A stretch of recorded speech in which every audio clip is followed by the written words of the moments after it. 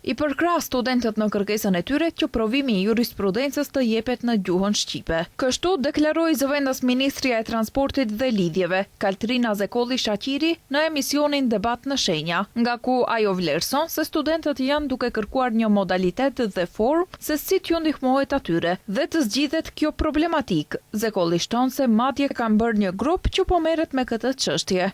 Kemi bërë një grup, një ekip që po miren që t'i japim fund kësaj dhe studentët do të japim provimin në gjuhën shqipe. Padyshim këtë e tham. Jo vetëm të jurisprudencës, por më shumë në Ministrinë për Punë dhe Politikë Sociale edhe aty në gjuhën maqedone. Me ardhjen e Vlenit, provimet profesionale tani japin në gjuhën shqipe.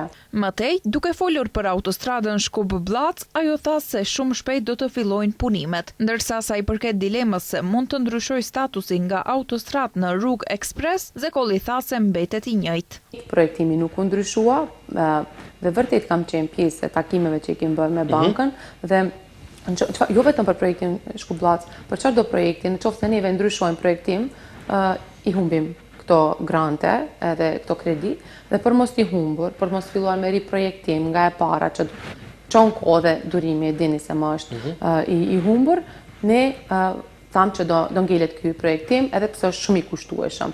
Sa i përket korridorit 8, ajo theksoi se aty po punohet me intensitet të lartë, por nuk e di përse perceptimet se nuk është të punuar dalin në opinion. Ajo po ashtu siguroi se nuk ka diskutim se do të bëhet edhe lidhja Struk-Trebrenisht-Qaf, për të cilën kryeministri Hristian Mickoski tha se është pjesë e kontestueshme, për shkak vërejtjeve që kanë marrë nga UNESCO.